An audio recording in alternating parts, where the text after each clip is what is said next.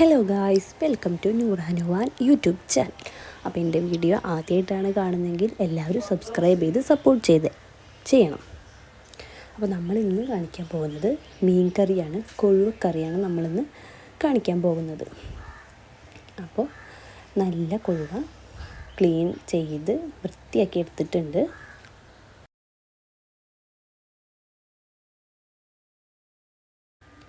നമുക്കതിലേക്ക് ആവശ്യമായ സാധനങ്ങൾ പറയാം. കറിവേപ്പിൻ്റെ ഇല, സബോള, ഇഞ്ചി, വെളുത്തുള്ളി, ഇതാണ് നമുക്കിതിലേക്ക് ആവശ്യമായ സാധനങ്ങൾ. നമ്മൾ മൺചട്ടിയിലാണ് ഉണ്ടാക്കുന്നത്. അപ്പോൾ ചട്ടി നമ്മൾ അടുപ്പത്ത് വെച്ചിട്ടുണ്ട്.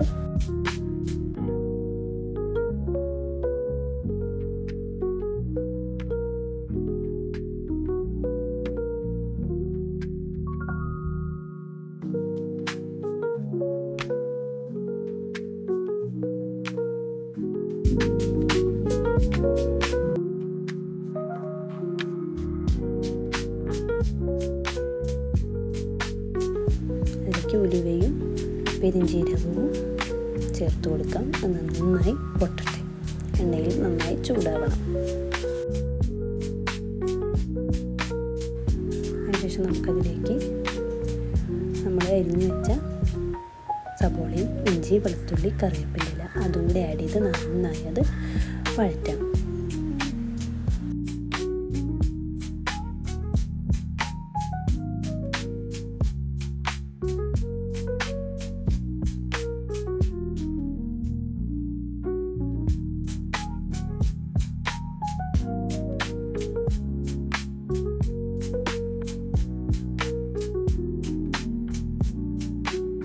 നന്നായി ചൂടായ ശേഷം നമ്മളൊരു മിക്സ് റെഡിയാക്കി വെച്ചിട്ടുണ്ട്. അത് കാണിക്കാൻ വിട്ടുപോയതാണ്.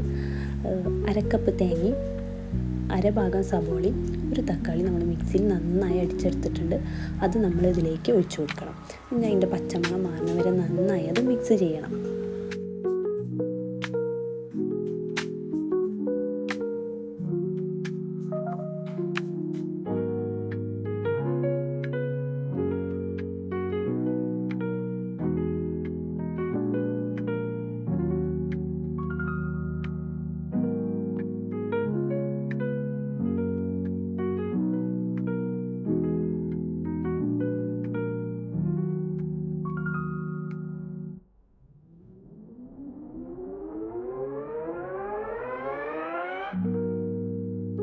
അതിലേക്ക് നമ്മൾ കല്ലുപ്പ് ആഡ് ചെയ്തിട്ടുണ്ട്. നന്നായി ഇനി അതൊന്നും കൂടി നന്നായി ഉപ്പ് പിടിക്കണ പോലെ നന്നായി ഒന്ന് ഇളക്കണം.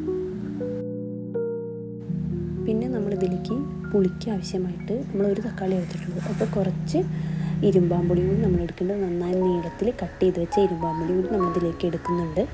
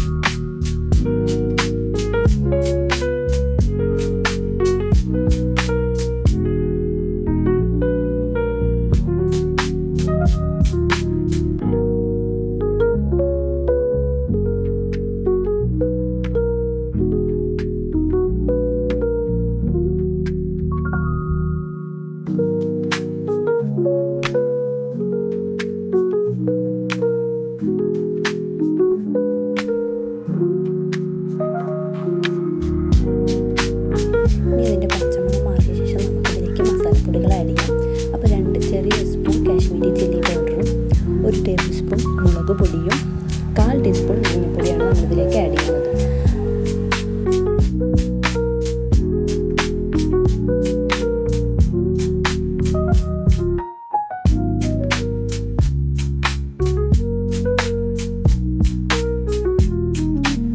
ഇനി അത് നന്നായി നമുക്കത് മിക്സ് ചെയ്യാം. നല്ലപോലെ ആ പച്ചമണം മാറുന്ന വരെ നന്നായി അത് മിക്സ് ചെയ്യാം.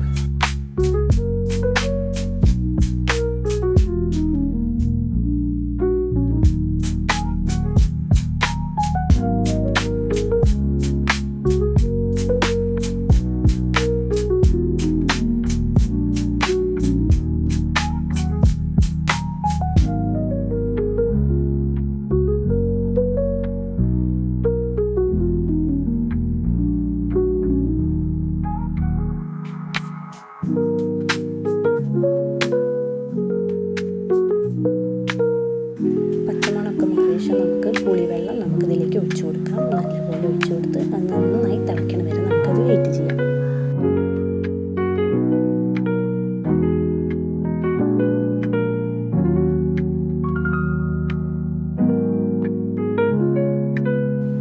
നന്നായി തിളച്ച് വരുമ്പോൾ നമ്മൾ എടുത്ത് വെച്ച ഇരുമ്പാമ്പുളി കഷ്ണങ്ങളാക്കിയത് അതിലേക്ക് ഇട്ട് കൊടുക്കാം. ഈ ഇരുമ്പാമ്പുളിയുടെ പുളിയൊക്കെ ഇറങ്ങി നന്നായി അതൊന്നും കൂടി നല്ലപോലെ തിളച്ച് വരട്ടെ.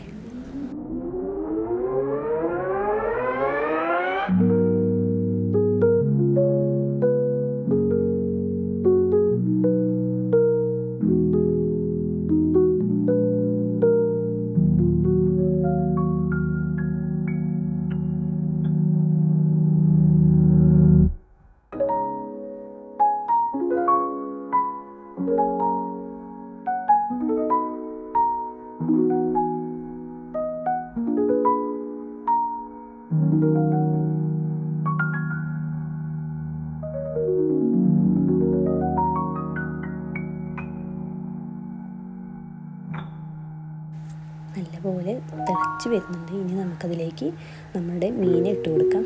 നല്ല ചെറിയ നത്തൽ, കൊഴുവ, ചൂട എന്നൊക്കെ പറയും. അത് നമുക്കതിലേക്ക് ഇട്ട് കൊടുക്കാം.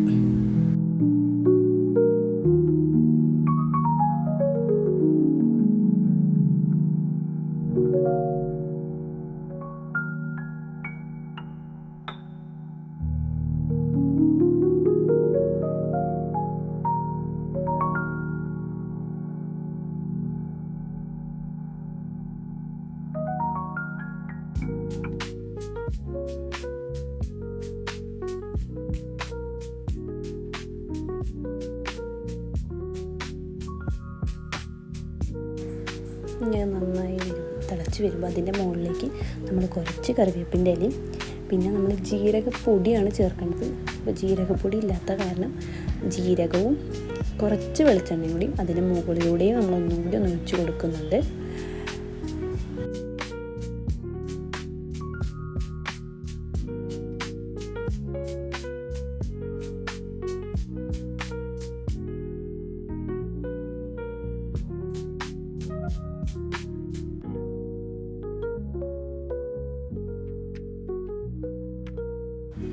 തിളച്ച് വരുമ്പോൾ നല്ലൊരു മണമാണ്, നല്ലൊരു ഫ്ലേവറുള്ള നല്ലൊരു മണം ഇതിൽ നമുക്ക് കിട്ടും. അപ്പോൾ നമ്മുടെ കറി നന്നായി തിളക്കാൻ വേണ്ടി നമുക്ക് വെയിറ്റ് ചെയ്യാം.